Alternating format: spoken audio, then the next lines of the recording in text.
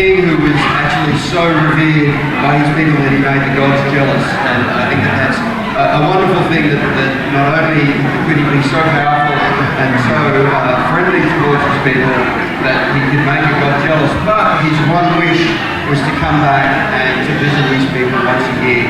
And here we are to celebrate that.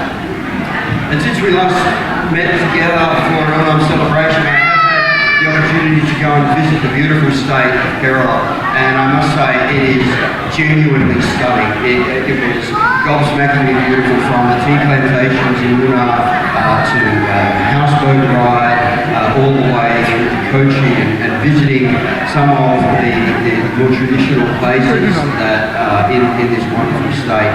And I can absolutely understand why people are so proud to be Malayalee and so proud to celebrate everything that is all things Kerala. So well done. I now have a much better understanding of that. I did want to just briefly what happened last weekend. There was a march on last weekend that was known as the March for Australia. As somebody who is a proud Australian and values what it is to be Australian, I think that a more appropriate name for that would have been the March Against Australia, because it was genuinely against everything that we know that is to be an Australian citizen, and that is the values of mateship, the values of supporting one another, having each other's back, the values of coming together as a community. And these values are even enshrined in our national anthem. For those of you who know our national anthem, the second verse is very clear when it says, for those who've come across the seas, we've boundless plains to share. With courage let us all combine to advance Australia fair. And if you think about that for a moment, the word combine is quite critical when it comes to this. When you combine any two ingredients, you fundamentally change the original thing. And the whole point of combining is to advance our country. And we have a long and proud history in this country of welcoming new migrants. In fact, if you have not been in this country for more than 237 years, we are all migrants. And with that, I do pay respects to the original custodians of the land who have a history here of somewhere around 60,000 years. And some of you may not also realise that for at least 5,000 of those years, there was a direct connection with India, specifically South India. There is DNA evidence within our Indigenous community.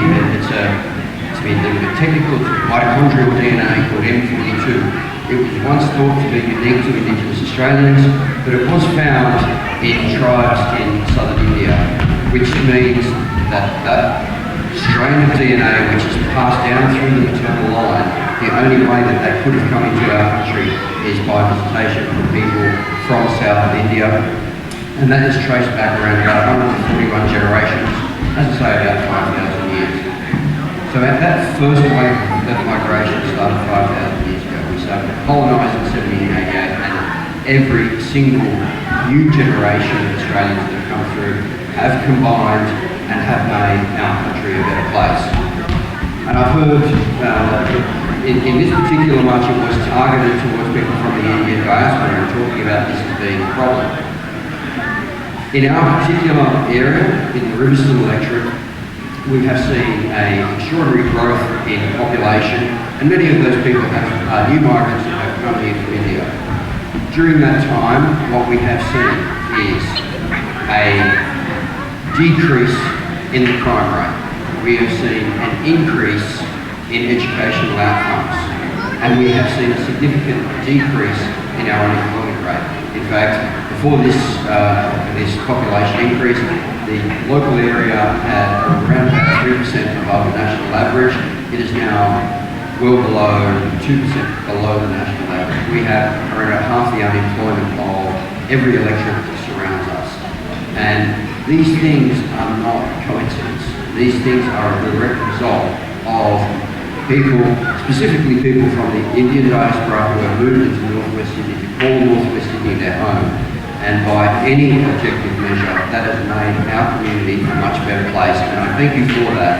And I want you to know that when it comes to a political level, both myself, and the government that I represent have your back. We are entirely supportive.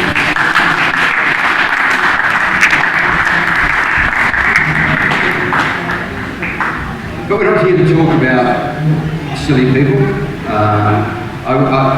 That one point, if there is an amusing thing to be taken out of this whole thing, I want you to hear this one. There were around about 15,000 people estimated to have attended that march.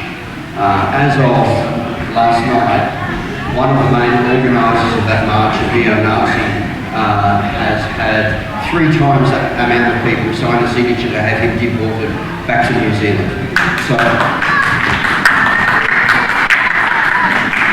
again, by any measure, that march was a flop, and it is in no way indicative of the general Australian society's warmth and affection for new migrants that are coming into this country, particularly not ours.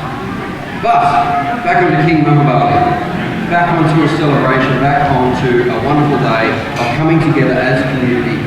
This is quite genuinely one of my favourite celebrations to go to, because it brings families together, it brings people together within the local community, not just in the sense of coming together to have a cup of chai or have a conversation, but to come together and collaborate, to dance, to sing, every generation, male, female, right from children up to parents and even grandparents getting involved and really making a wonderful, uplifting celebration, from the vibrant colours and rolling right through to the drama and dance performances that we are going to see on the stage. I'm very much looking forward to the Sajja that we're having a little bit later on.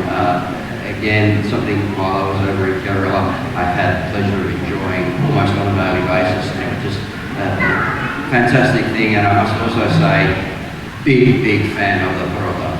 Big fan.